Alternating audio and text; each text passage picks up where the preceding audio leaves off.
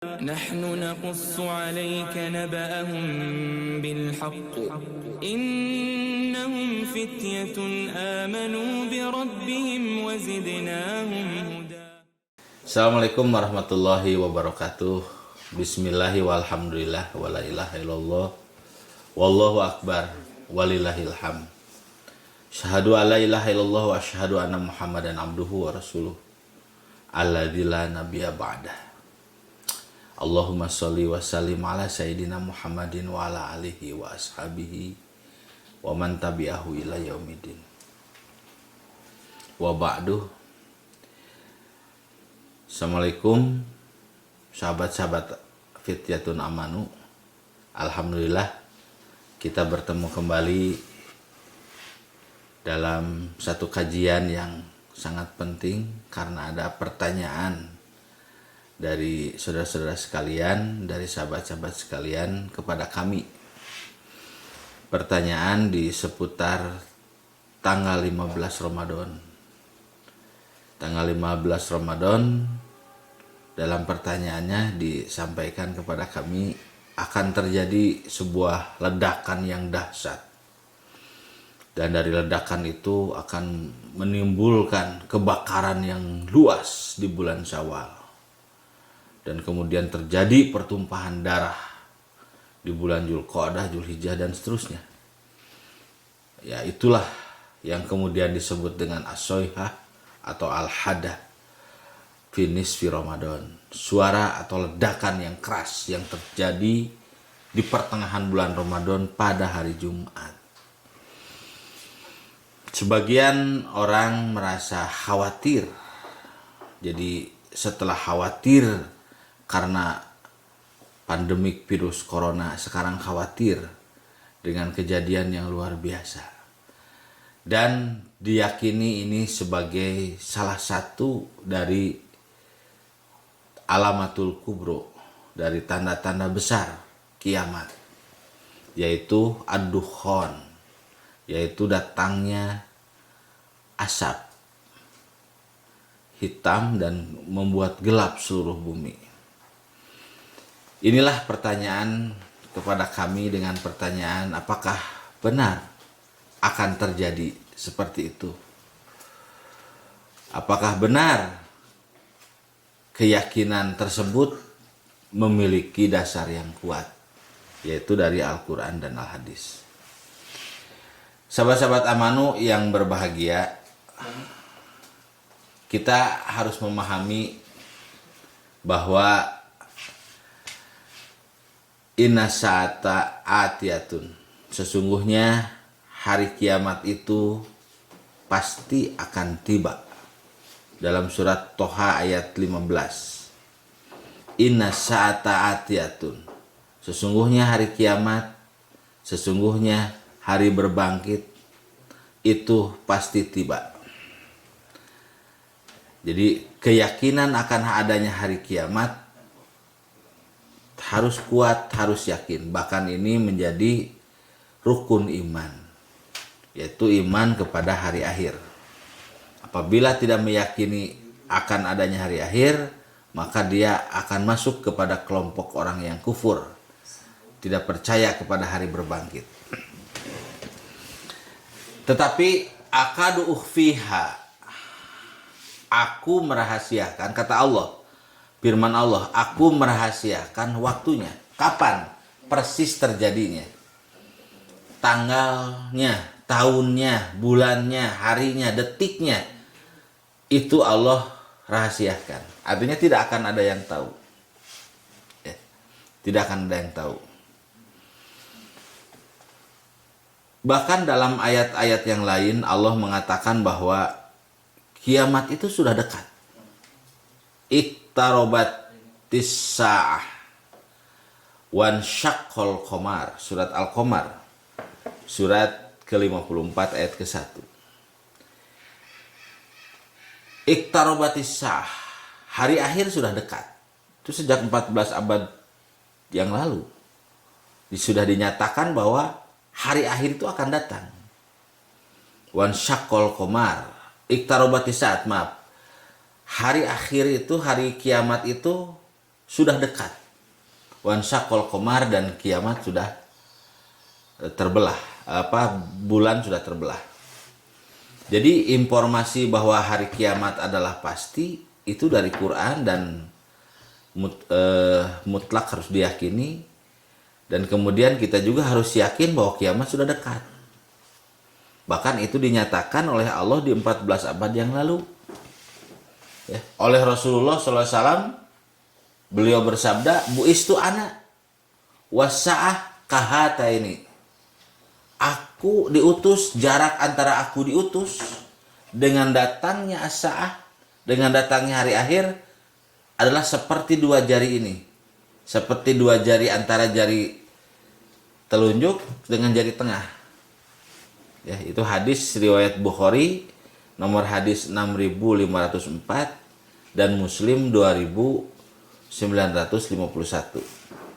Jadi datangnya hari kiamat itu pasti, dan datangnya sudah dekat, ya, sudah disampaikan oleh Allah dan juga Rasulullah sudah menyampaikan. Bahkan diutusnya Rasul itu salah satu tanda datangnya hari akhir, tanda kiamat, ya, sudah dekat.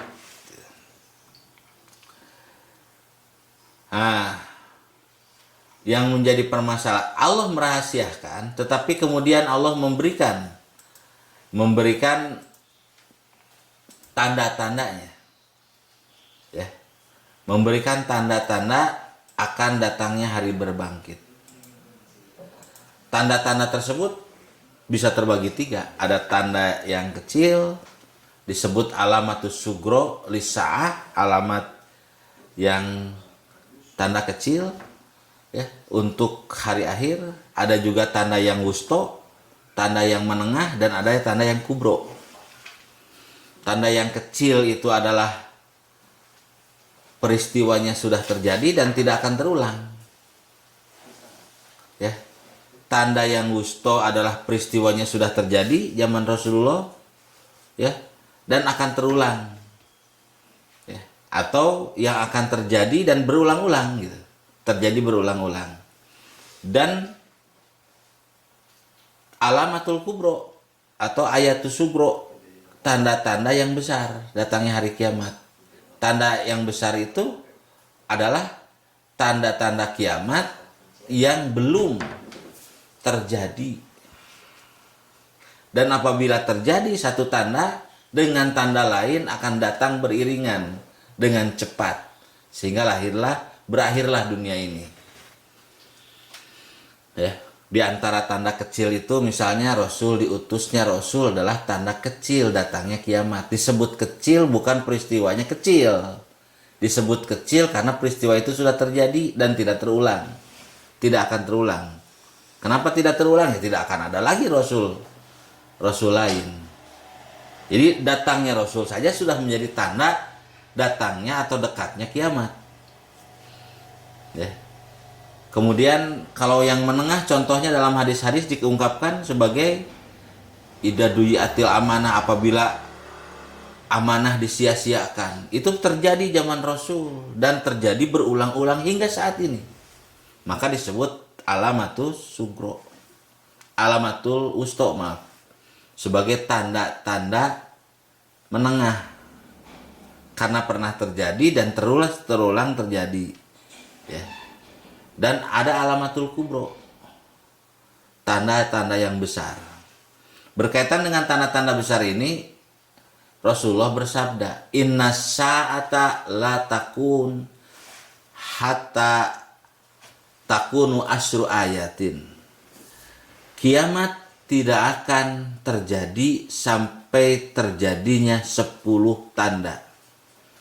Disebut di sini asru ayatin, 10 tanda-tandanya. Artinya kiamat terjadi didahului dengan datangnya 10 tanda-tanda kiamat. Apa saja? 3 berbarengan, yaitu khospun bil masyriq wa khospun bil maghrib wa khospun bil jazirah bi jaziratil arab. Terjadi tenggelamnya bumi atau longsor besar terjadi di bumi belahan barat, di bumi belahan timur, dan di Jazirah Arab. Itu 3 tanda hari berbangkit, hari akhir yang datang bersamaan. Wadukhon, dan yang keempat datangnya awan hitam atau asap. Wadajjal, dan kemudian datangnya Dajjal. Wadabatil ard, dan datangnya binatang melata di muka bumi. Wa Ya'juj wal Ma'juj, munculnya Ya'juj Ma'juj, ya, satu makhluk Allah yang mengerikan.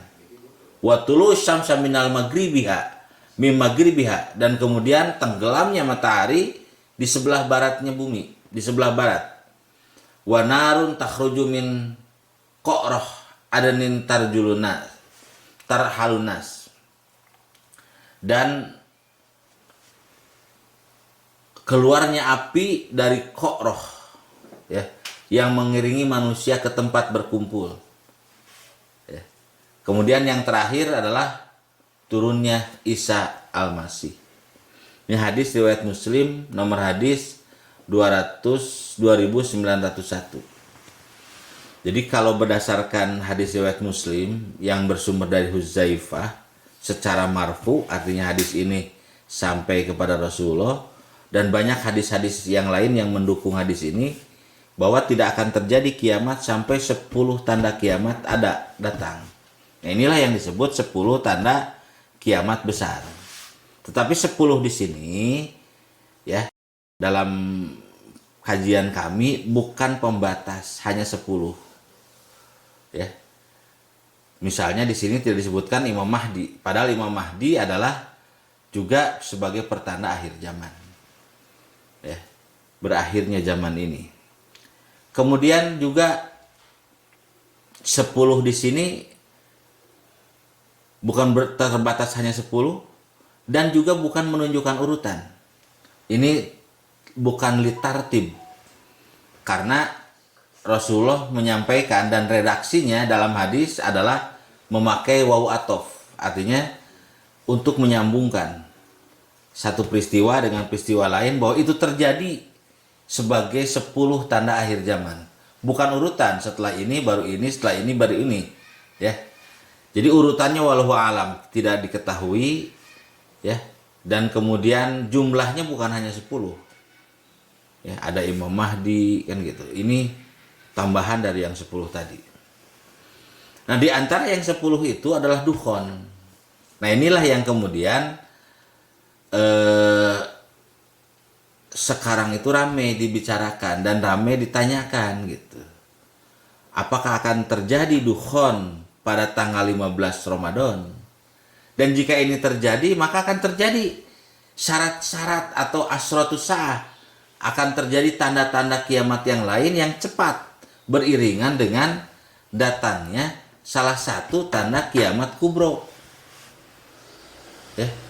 Tanda kubro kiamat, jadi tanda besar datangnya kiamat.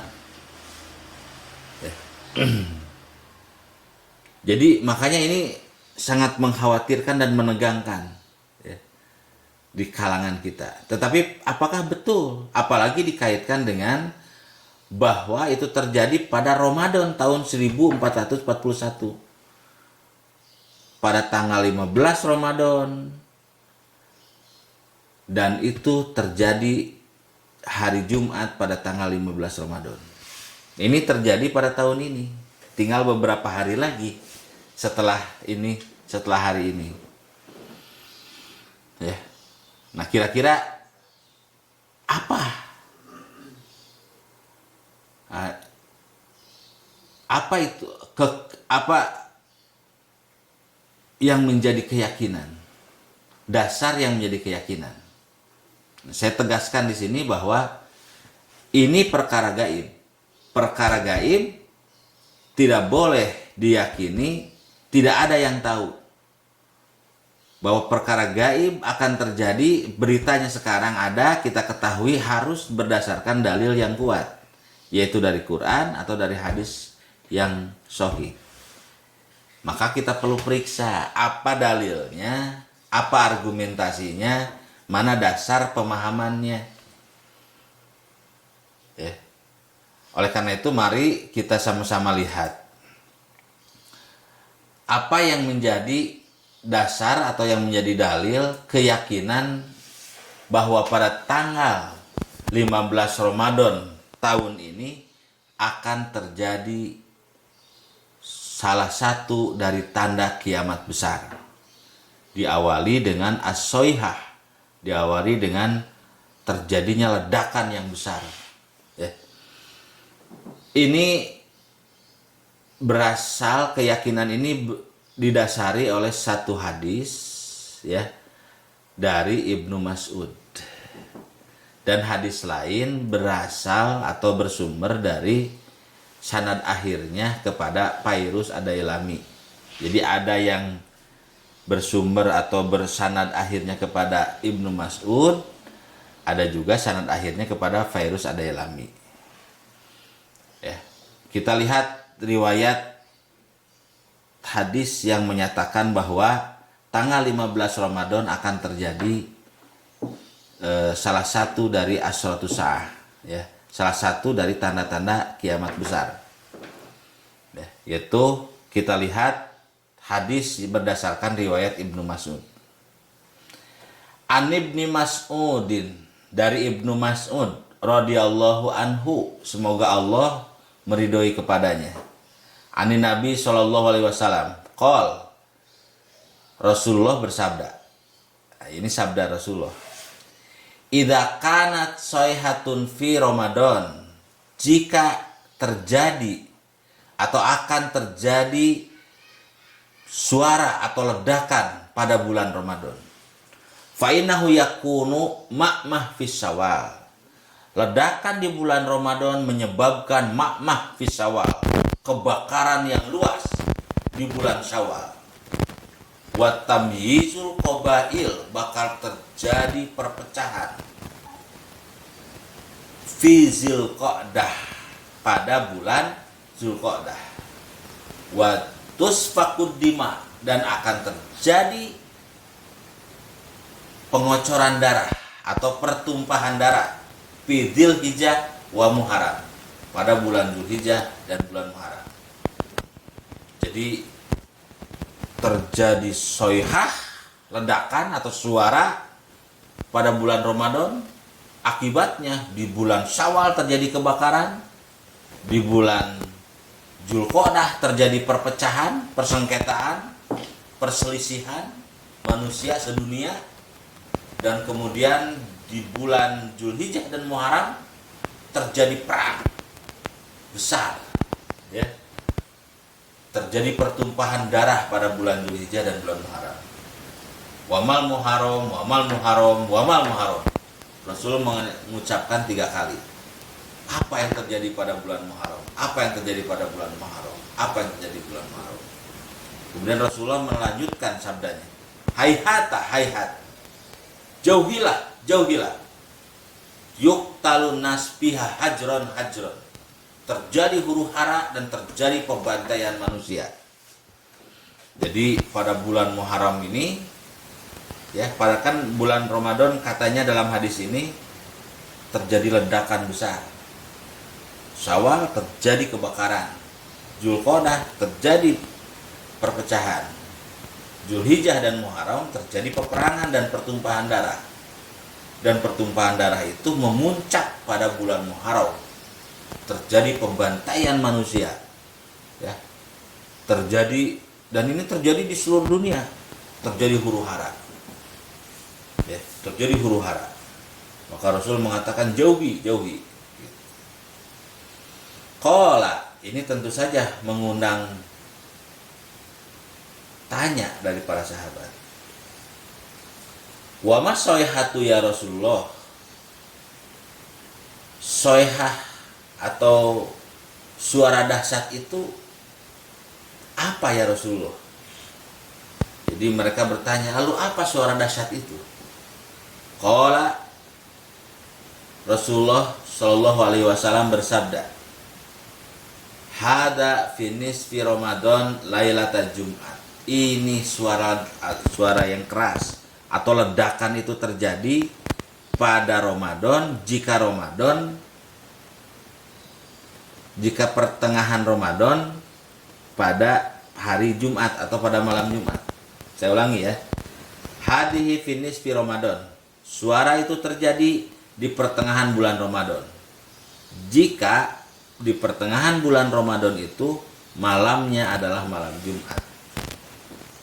Nah, tahun 1441 ya saum kita saat ini, Ramadan kita saat ini adalah tanggal 15-nya malam Jumat.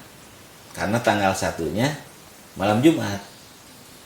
Ya, karena kalau tanggal 1-nya Jumat ya pasti tanggal 15-nya Jumat, kan gitu. Nah, ini tinggal sebentar lagi terjadi huru-hara besar, terjadi pertumpahan darah, terjadi ledakan yang keras. Ya.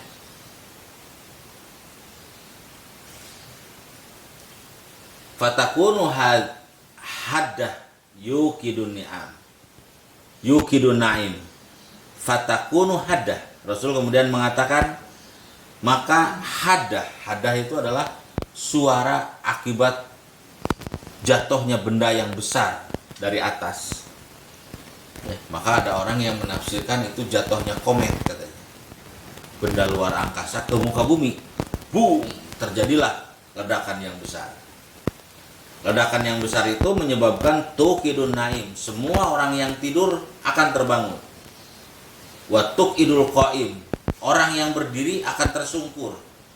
Akan menjadi duduk, akan menjadi jatuh. Wa tukhrijul awatik min khudurihina. Orang-orang atau manusia-manusia, wanita-wanita yang dipingit, seberapa besar pun aturan atau penjara yang diterapkan pada mereka, pasti mereka akan keluar. Fi lailatin Jumat fi sanatin katsiratin al-jalajil. Itu terjadi pada pertengahan bulan Ramadan. Kalau pertengahan bulan Ramadan itu malam Jumat, dan terjadi pada di saat tahun-tahun itu terjadi banyak gempa. Kemudian Rasulullah memberikan tips, ya. Faida sholaitumul fajr mi yaumil Jumat.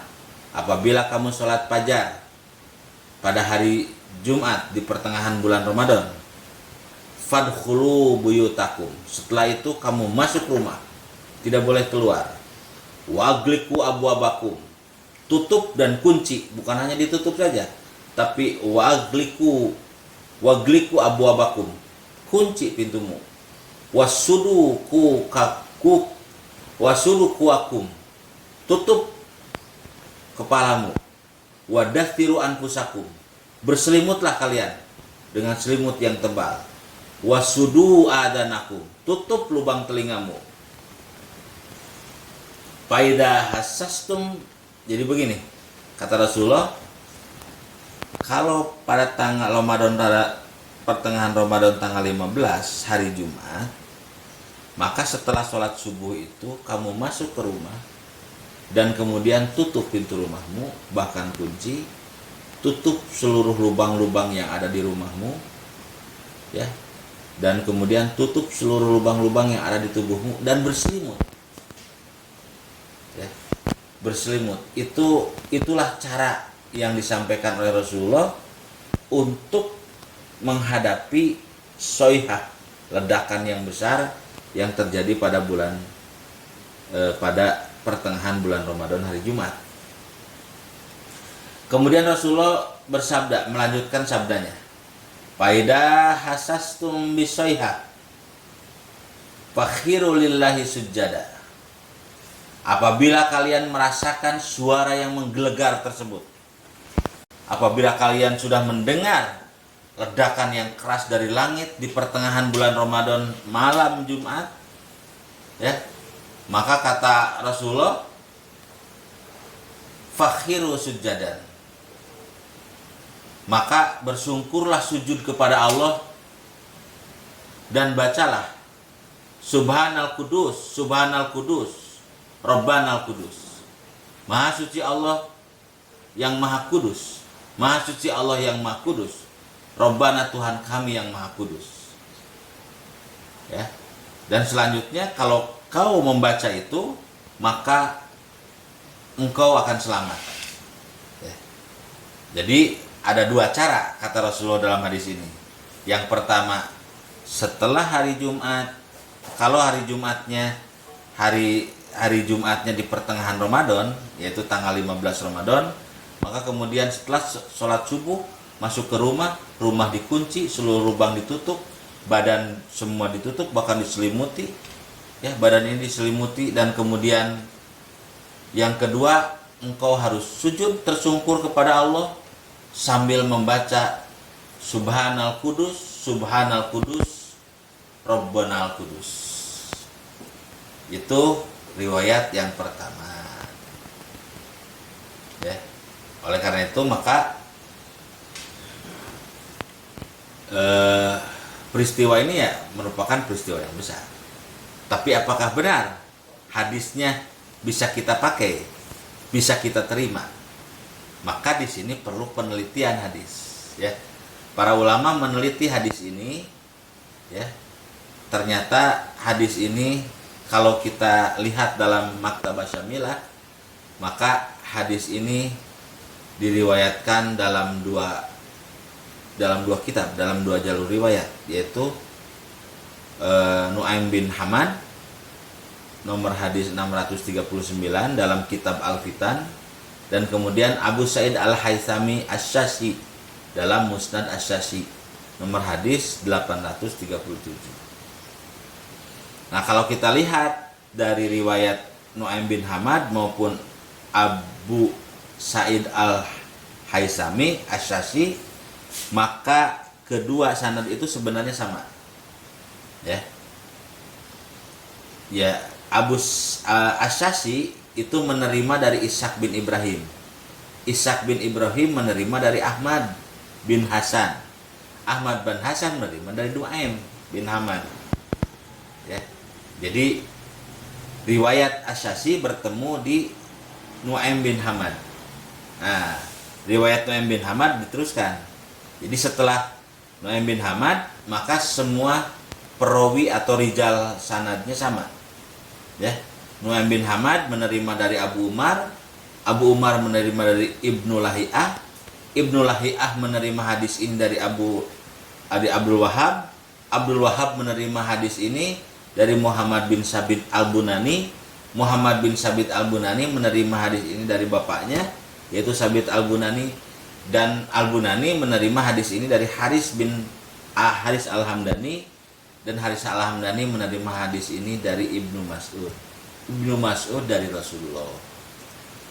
Jadi dari mulai Nu'aim bin Hamad sampai ke Ibnu Mas'ud, walaupun ada dua perawi yang meriwayatkan, tetapi hadis ini gharib karena bertemu dalam periwayatannya dalam beberapa tabaqah, dari mulai sahabat, kemudian tabi'in, tabi'in dan seterusnya. Ini menyendiri sanadnya. Satu itu ya. Yang kedua, setelah kita takhrij hadis itu, maka langkah kedua, jadi takhrij itu adalah mengeluarkan hadis itu. Ya, mengeluarkan hadis ini dikeluarkan oleh siapa gitu. Ya. Nah, yang kedua sekarang adalah kita melihat tahqiq. Kita melihat menganalisa hadis tersebut. Ya. Maka yang perlu dianalisa adalah, yang pertama harus dianalisa adalah mata rantai sanad. Karena hadis itu adalah redaksi hadis yang diriwayatkan itu pewartaan atau pemberitaan. Misalnya begini, hadis tentang 15 Ramadan, pertengahan Ramadan, bulan hari Jumat terjadi soihah, yang riwayat Ibnu Mas'ud. Jadi dari Ibnu Mas'ud mendengar Rasulullah. Kemudian Ibnu Mas'ud menyampaikan cerita itu kepada muridnya, sampai kepada Nu'aim bin Hamad, bahkan sampai kepada Asy-Syashi, ya, Asy-Syashi. Nah, karena hadis itu diriwayatkan oleh para perawi, para pembawa kabar, para pembawa berita, maka kita harus cek dulu berita ini dari para perawinya. Apakah para perawinya bisa diterima atau tidak? Sehingga dalam konteks ini hadis terbagi tiga kan? Ada hadis sahih, ada hadis hasan, ada hadis doif. Ya, nah, kita coba periksa. Jadi hadis yang bisa diterima adalah hadis sahih atau artinya kuat, dan hadis hasan yang artinya baik. Sementara hadis yang doif tidak bisa diterima. Ada lagi katanya hadis maudhu. Hadis maudhu itu bukan hadis. Ya, hadis maudhu itu bukan hadis. Nah, kalau kita melakukan kritik sanad terhadap hadis tersebut, maka kita temukan beberapa kritik terhadap sanad dalam hadis tersebut. Jadi hadis tersebut salah satu perawinya adalah Nu'aim bin Hamad. Ya.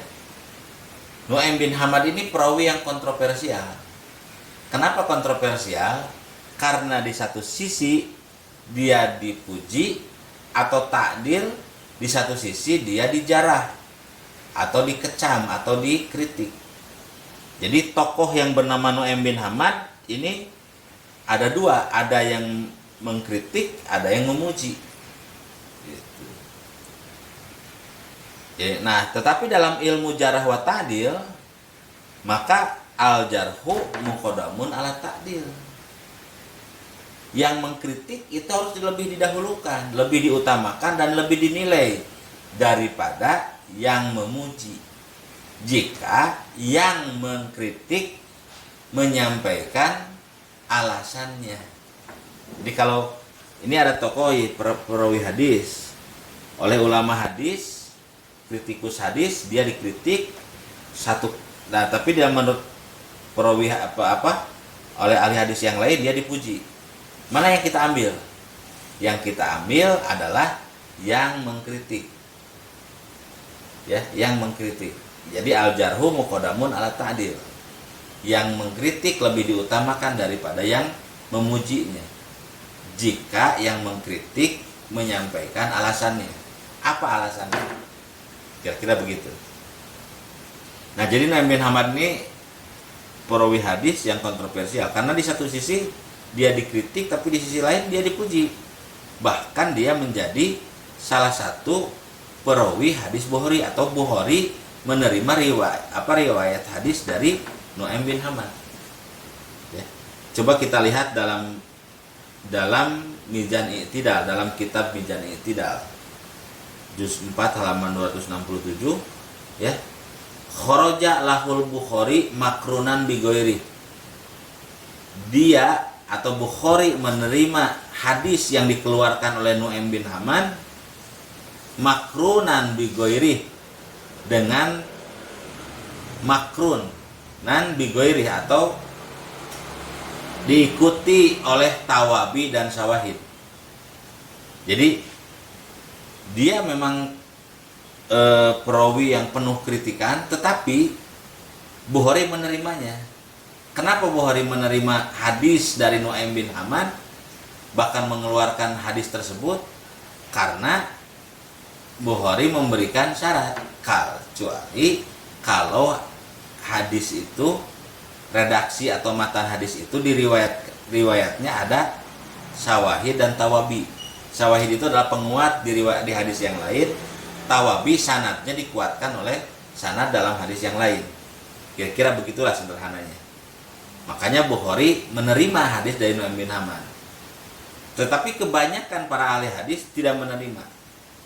Karena Nu'aim bin Hamad ini mendapat beberapa kritikan. Banyak sekali kritikan, tapi saya sebutkan satu, dan kemudian yang kedua alasannya. Ya.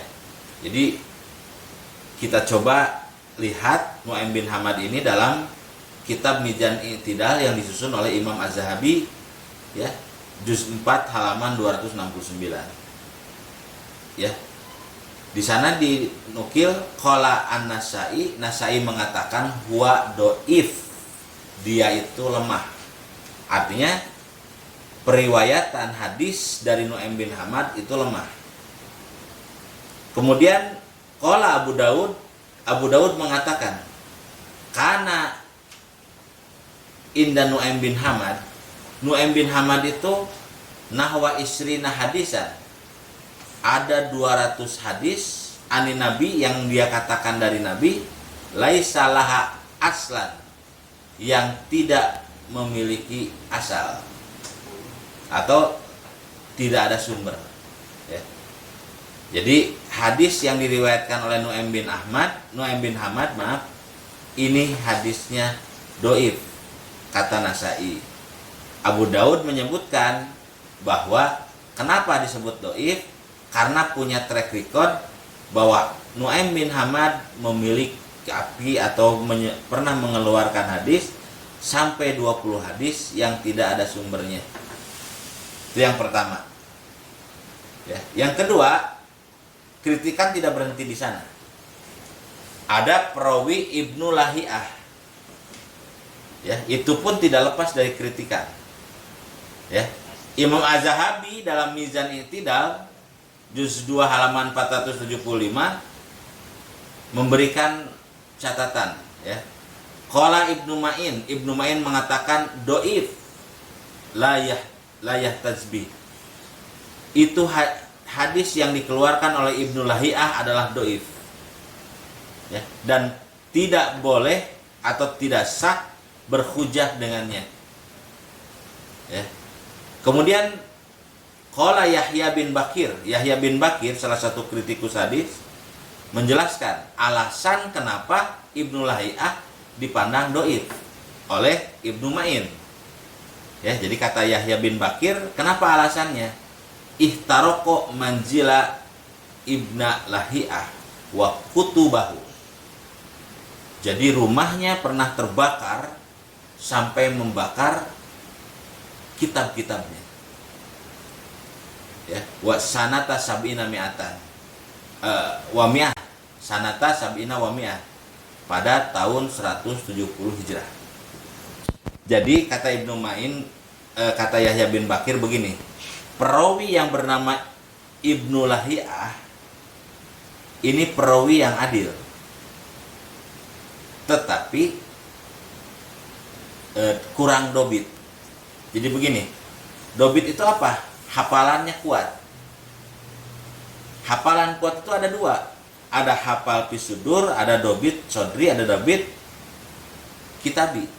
Ada hafal karena dihafal di dalam dada, di dalam pikiran, dan apabila dipanggil dia bisa keluarkan, kan gitu. Ada yang hafal karena kuat hafalannya karena ditulis. Nah, Ibnu Lahiyah ini termasuk dobit kitabi. Dia kuat hafalan karena ditulis. Jadi dia rajin nulis, gitu. Sehingga hafalannya banyak dan kuat. Suatu saat rumahnya terbakar. Dengan terbakar rumahnya itu, maka kedobitan Ibnu Lahiyah dipertanyakan. Padahal satu hadis bisa disebut sahih kalau perawinya adalah perawi yang dobit, perawi yang kuat hafalan. Maka riwayat Ibnu Lahiyah ini, ya, diragukan kesahihannya, ya, jika tidak ada tawabi wasawahid, jika tidak ada penguat dari perawi yang lain terhadap hadis tersebut, ya.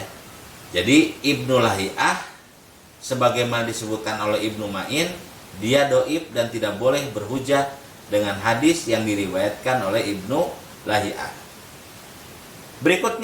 Kritikan berikutnya adalah kepada perawi yang bernama Abdul Wahab bin Husain. Abdul Wahab bin Husain, Al-Hakim mengatakan huwa majhul, dia orang tidak dikenal. Dia orang tidak dikenal. Padahal satu hadis ini sahih apabila diriwayatkan oleh perawi yang dikenal keadilannya, dikenal kedobitannya, dikenal kemeruahannya, dikenal kepada kemampuan kepada wibawanya, mampu menjaga wibawa, muruah. Al-Hakim mengatakan dia majhul, dia orang tidak dikenal. Ya. Kemudian Az-Zahabi mengatakan pitakhlisihi dalam kitabnya At-Takhlis, ya, bil khobari maudu, dia memiliki berita-berita palsu atau hadis, meriwayatkan hadis-hadis palsu. Oleh karena itu Abdul Wahab bin Husain, ya, ini orang menurut hakim tidak dikenal, riwayat hidupnya nggak dikenal, ya.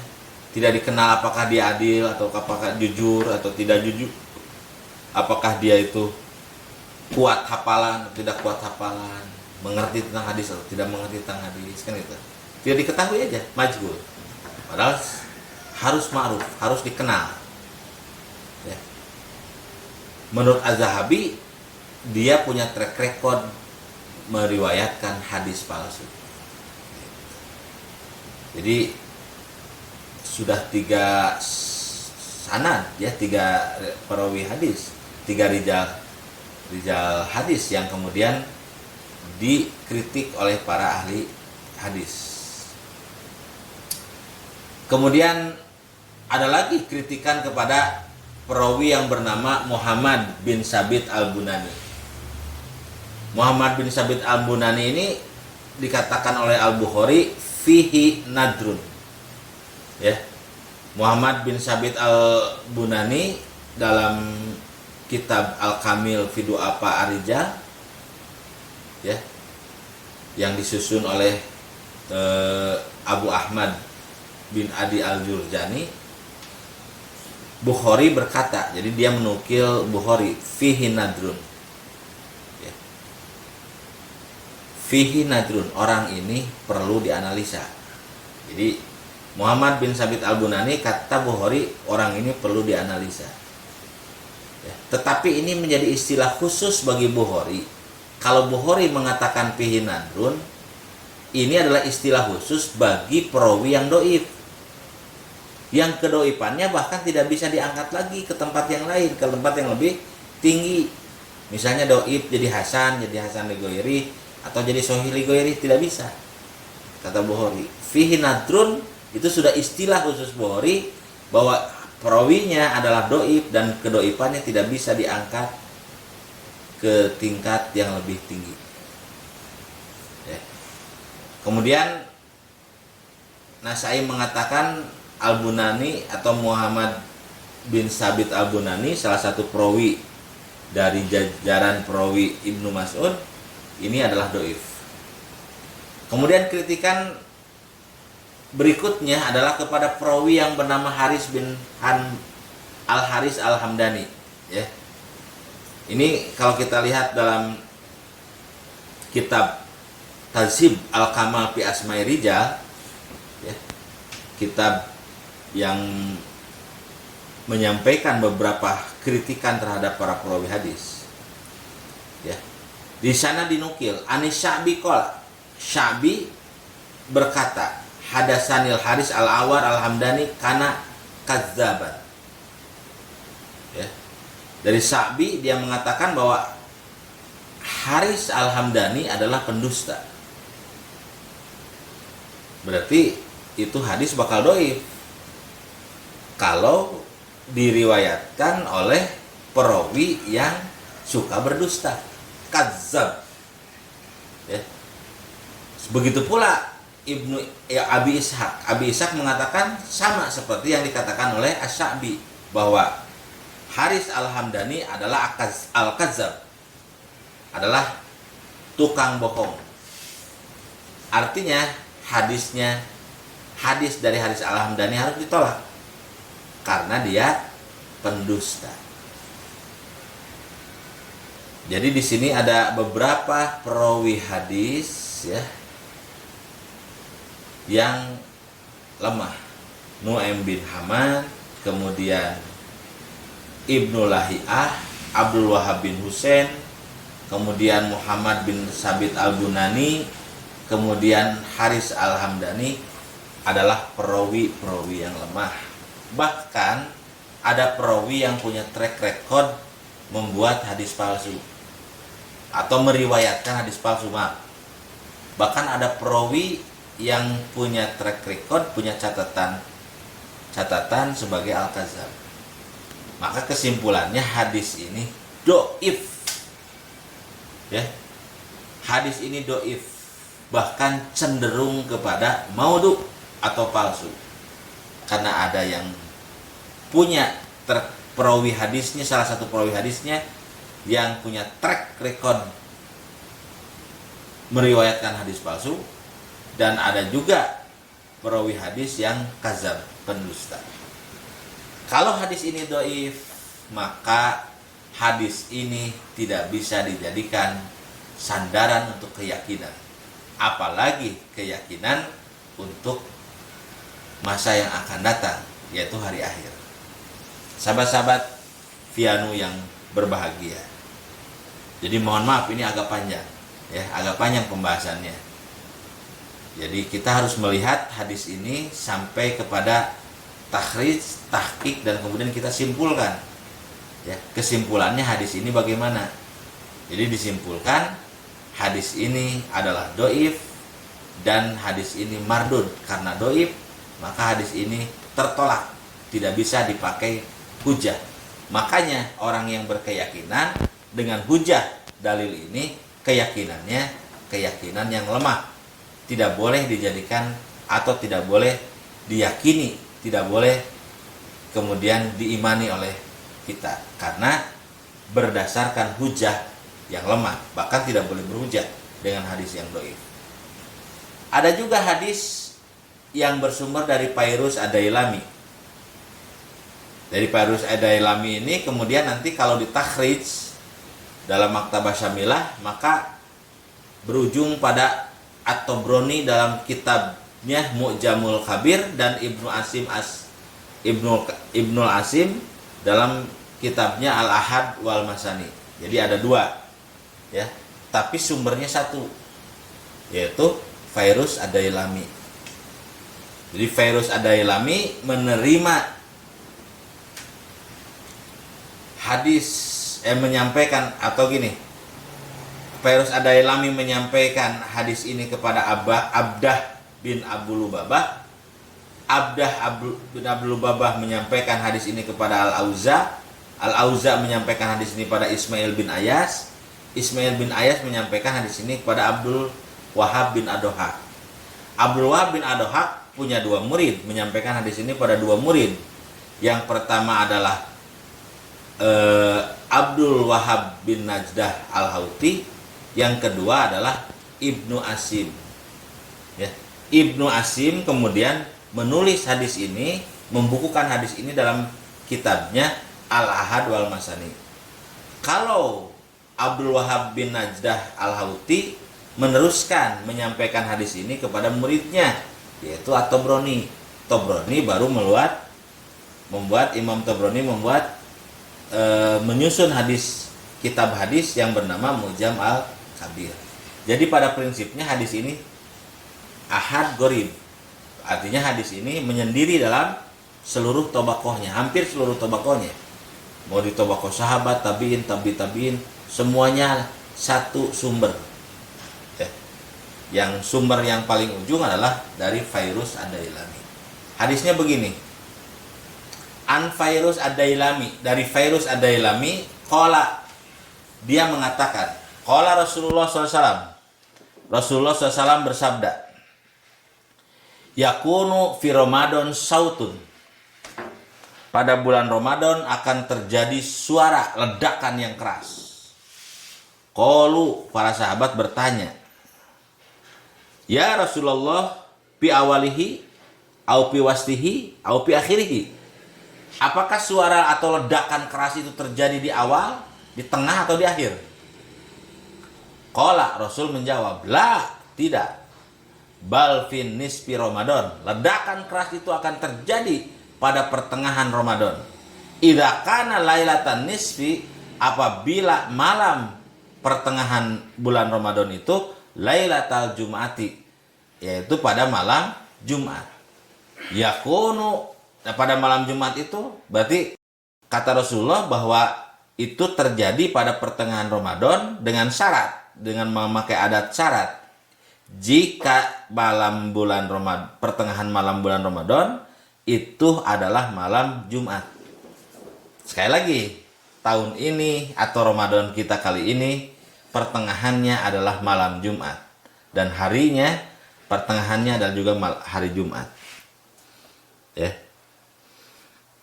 Nah, kemudian Rasul mengatakan, yakunu sautun minas sama. Suara itu, ledakan itu terjadi di langit. Dar, terjadi di langit. Ya. Tetapi dampaknya ke bumi. Ya. Yus'aku lahu sab'una alfan. Akibat ledakan itu, maka manusia yang ada di bumi 70.000 mati. Wa yukhrasu sab'una alfan, wa yu'ma sab'una alfan, wa yusimu sab'una alfan. 70.000 mati, 70.000 berikutnya menjadi buta, asalnya melihat. 70.000 berikutnya menjadi tuli, asalnya mendengar. 70.000 yang lainnya akan menjadi bisu, asalnya bisa berbicara. Jadi suaranya ada di langit, ya. Kemudian dampaknya ke bumi. Luar biasa ya. Jadi ada 70.000 yang mati, 70.000 yang menjadi bisu, 70.000 yang menjadi buta, 70.000 yang menjadi tuli, ya. Akibat sautun fis sama, akibat suara atau ledakan yang terjadi di langit. Ya. Itu terjadi jika bagaimana? Jika Ramadan pertengahannya malam Jumat. Qalu, kemudian sahabat bertanya, "Ya Rasulullah." Terus tentu mereka penasaran atau bertanya, "Lantas siapa yang selamat? Pamanis salimin umatika, siapa yang akan selamat dari umatmu?" Jadi kalau kejadiannya seperti begitu, kira-kira kalau umat Islam pada saat itu terjadi soihah, terjadi suara yang keras, ledakan yang keras, atau dentuman yang keras, kira-kira siapa yang selamat dari umatmu, dari umat Islam? Rasul menjawab, qala man lazima baitahu, barang siapa yang tetap tinggal di rumah, tidak keluar rumah, ya. Wa ta'awadu bisujud, kemudian dia memohon perlindungan kepada Allah dengan sujud. Wa jahara bitakbir lillah, dan kemudian dia bertakbir dengan mengeraskan suaranya, ya, dengan mengeraskan suaranya. Jadi yang akan selamat, kata Rasulullah, satu yang tinggal di rumah, dua yang berlindung diri dengan bersujud, ketiga sambil mengeraskan takbir, Allahu Akbar, Allahu Akbar, Allahu Akbar. Itu yang bakal selamat. Kemudian Rasul melanjutkan hadisnya. Summa yatsba'uhu sautan akhor. Setelah suara yang pertama, itu suara pertama itu yang bagaimana? Ya, yang ledakan yang pertama itu adalah yang menghabiskan 70.000 orang yang hidup jadi mati, yang 70.000 orang yang jadi yang mengerikan tadi. Itu suara yang pertama. Nanti disusul summa yatba'uhu sautun akhor, maka diikuti oleh suara yang lain, suara yang kedua. Kemudian Rasul melanjutkan sebelum sahabat bertanya, wasautul awalus sautu Jibril, maka suara yang pertama adalah suara Jibril, wasani sautus syaitan, dan suara yang kedua adalah suaranya setan. Jadi suara saut, ya, saut itu kemudian diartikan suara, karena kerasnya disebut juga diartikan ledakan. Jadi ledakan karena suara Jibril. Jadi ini berbeda dengan hadis dari Ibnu Mas'ud. Kalau hadis dari Ibnu Mas'ud, suara tersebut adalah hadah. Hadah itu adalah suara akibat benda yang jatuh. Ya, suara akibat benda yang jatuh, maka sering diterjemahkan sebagai komet katanya. Kalau dalam hadis ini dari Fairuz Ad-Dailami, hadisnya adalah saut itu adalah suaranya Jibril.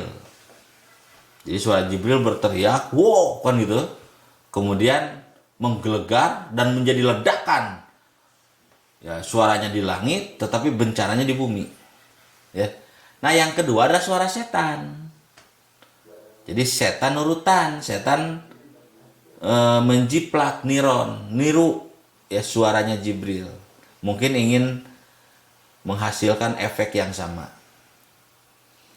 Pas sautu fi Ramadan, kemudian dampaknya suara itu terjadi, ledakan itu terjadi pada bulan Ramadan, tapi dampaknya al-ma'mah fi Syawal.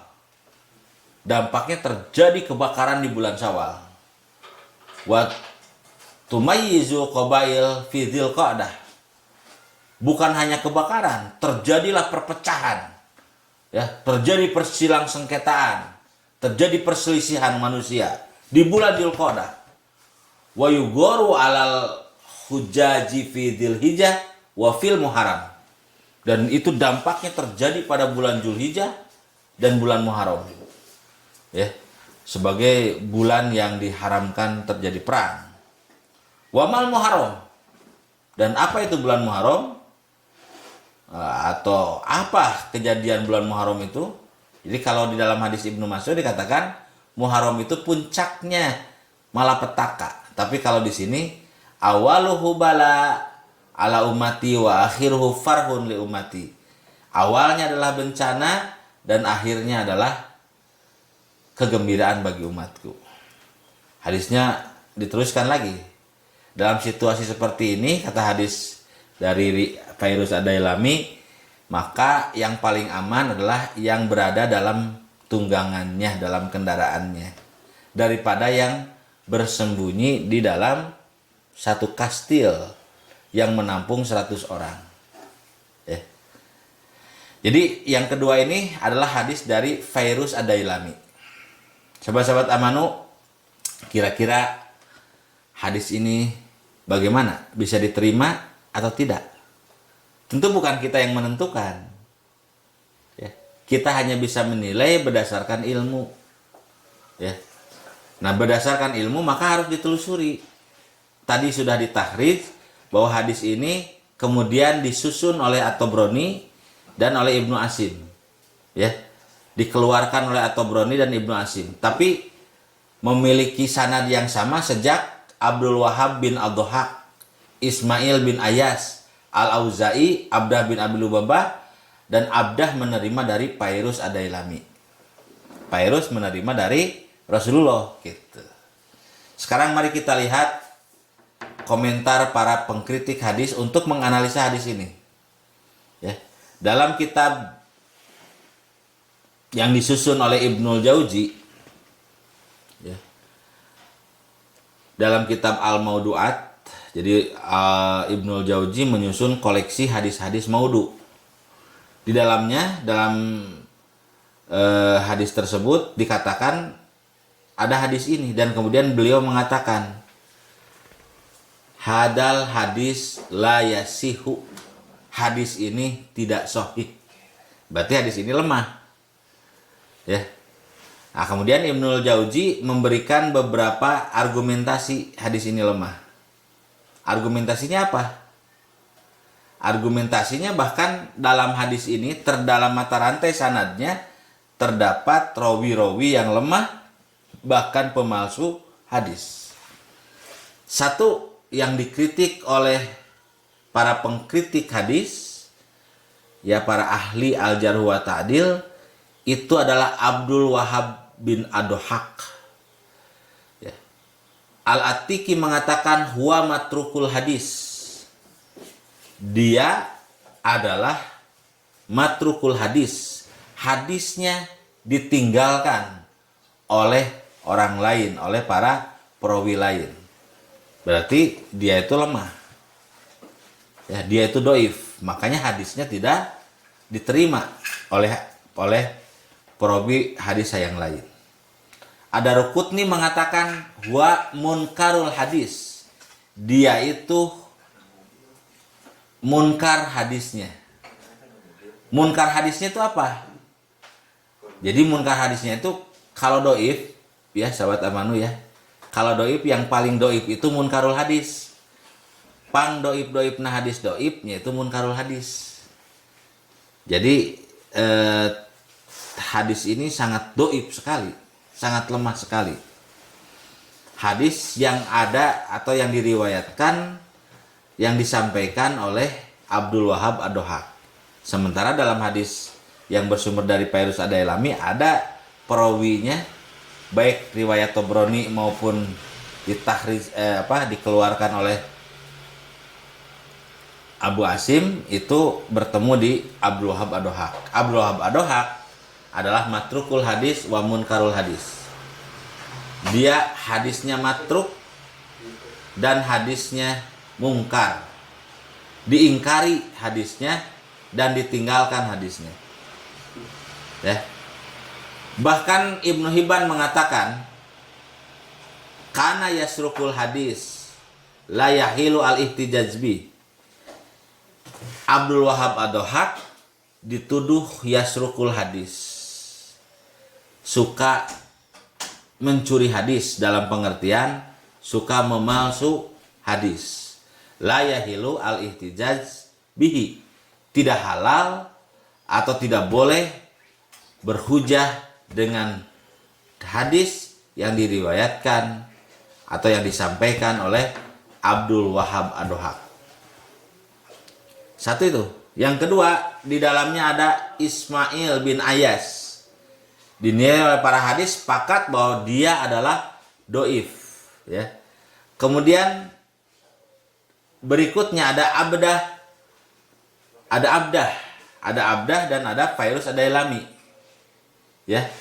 Ibnul Jauzi mengatakan Abdah lam yaro Fairuz. Abdah belum pernah melihat Fairuz.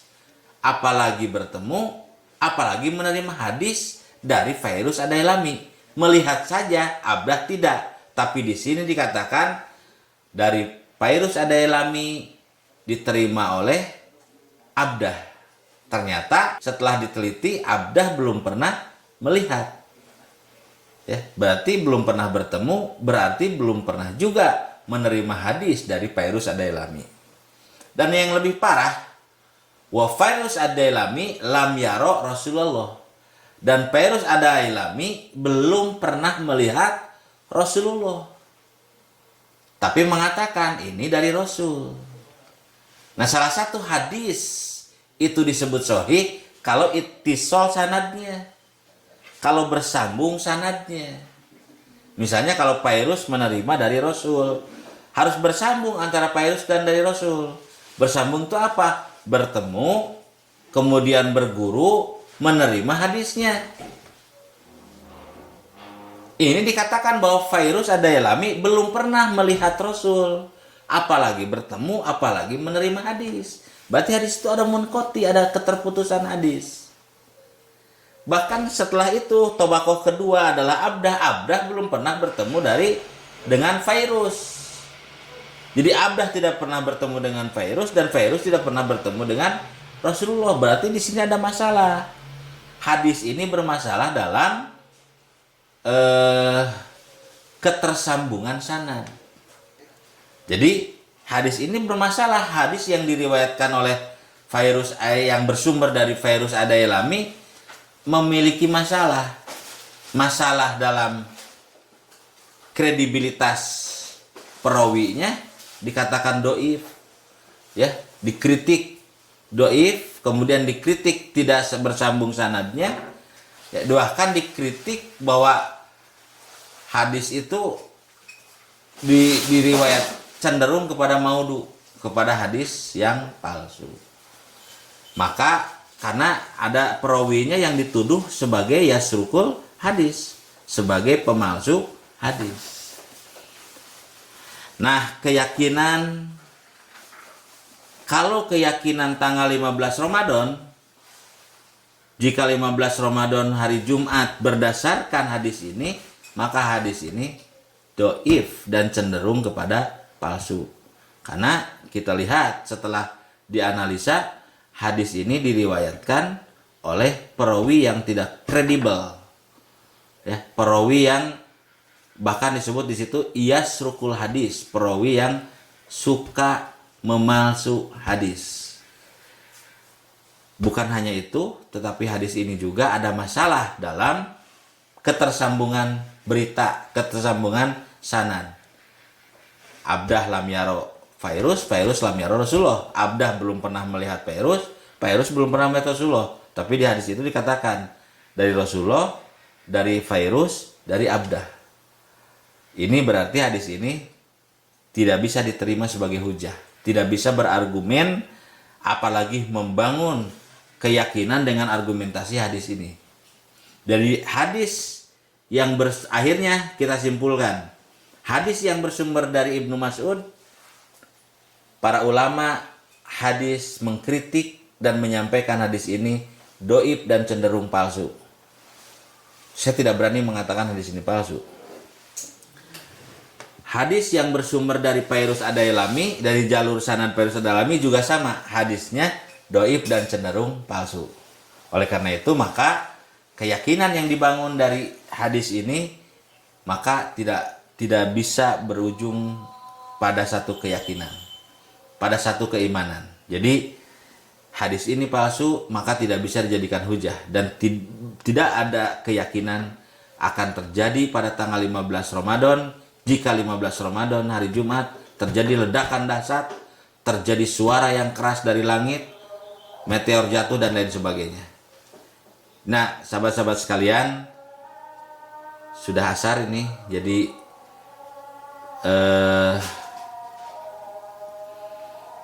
mudah-mudahan dengan penyampaian ini sebagai jawaban atas pertanyaan beberapa sahabat yang bertanya kepada kami tentang kejadian dahsyat di tanggal 15 Ramadan, maka kami nyatakan bahwa keyakinan terjadinya kejadian itu adalah tidak dibangun atas hujah yang kuat.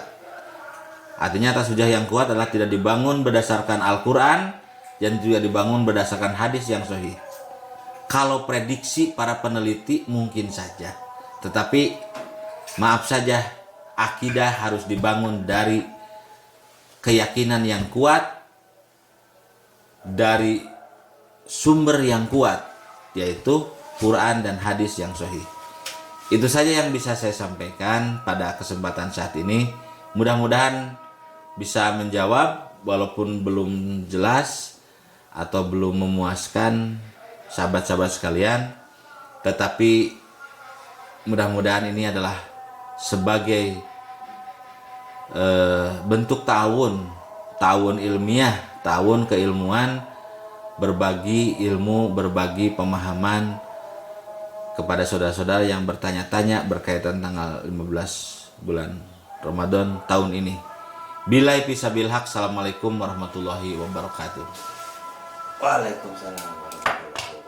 نحن نقص عليك نبأهم بالحق إنهم فتية آمنوا بربهم وزدناهم هدى